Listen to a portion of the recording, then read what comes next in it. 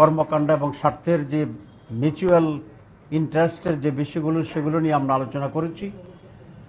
বিশেষ করে ইউরোপীয় ইউনিয়ন এবং বাংলাদেশ জামাত ইসলামীর পারস্পরিক সম্পর্ক এবং বন্ধুত্ব, সম্পর্ক উন্নয়ন এবং কাজের ক্ষেত্রে সহযোগিতা এবং সহজতা কিভাবে হতে পারে সে ব্যাপারে বিস্তারিত আলোচনা হয়েছে। সেখানে কয়েকটি বিষয় তারা জানতে চেয়েছিল যে জামাত ইসলামীর ডেমোক্রেসির ব্যাপারে স্ট্যান্ড কি, মহিলাদের অধিকারের ব্যাপারে আমাদের পলিসি কি হতে পারে এবং মাইনরিটি ইস্যুতে জামাত ইসলামের পলিসি কি হতে পারে, এসব ব্যাপারে বিস্তৃত আলোচনা হয়েছে এবং আমরা আমাদের স্ট্যান্ডকে ক্লিয়ার করার চেষ্টা করেছি। আমরা মনে করি তারা এটাতে কনভিন্সড হয়েছে এবং আপনারা জানেন যে বাংলাদেশের হাইয়েস্ট গার্মেন্টস এক্সপোর্ট হয়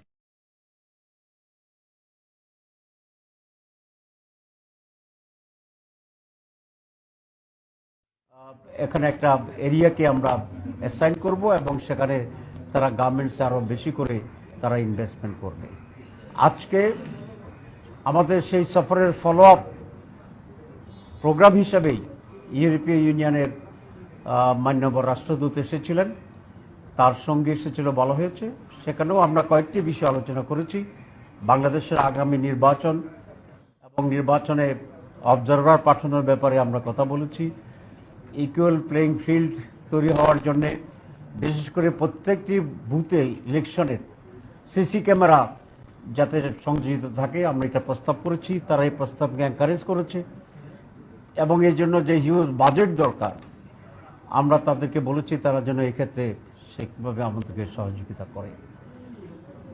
রিফর্মস কমিশনের ব্যাপারে তারা আমাদের কাছ থেকে জানতে চেয়েছিল।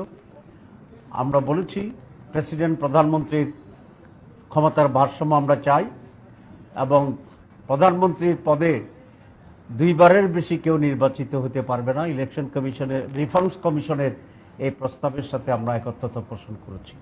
গতকালও যেটা আমরা প্রেস ব্রিফিংয়ে বলেছি। সুতরাং এই সকল বিষয়েই আজকে মূলত আলোচনা হয়েছে এবং তারা বলেছেন তারা বাংলাদেশের সাথে কাজ করবে এবং বাংলাদেশ জামাত ইসলামীর সাথেও তারা কাজ পারস্পরিক আলোচনার ভিত্তিতে আমরা দুই পক্ষই কিভাবে বেনিফিটেড হতে পারি এ বিষয়ে তার আলোচনা অব্যাহত থাকবে। সবাইকে ধন্যবাদ। আজকেরটা দাওয়াত দিয়ে দাও ওই চায়নাটা। সম্মানিত সাংবাদিক বন্ধুগণ,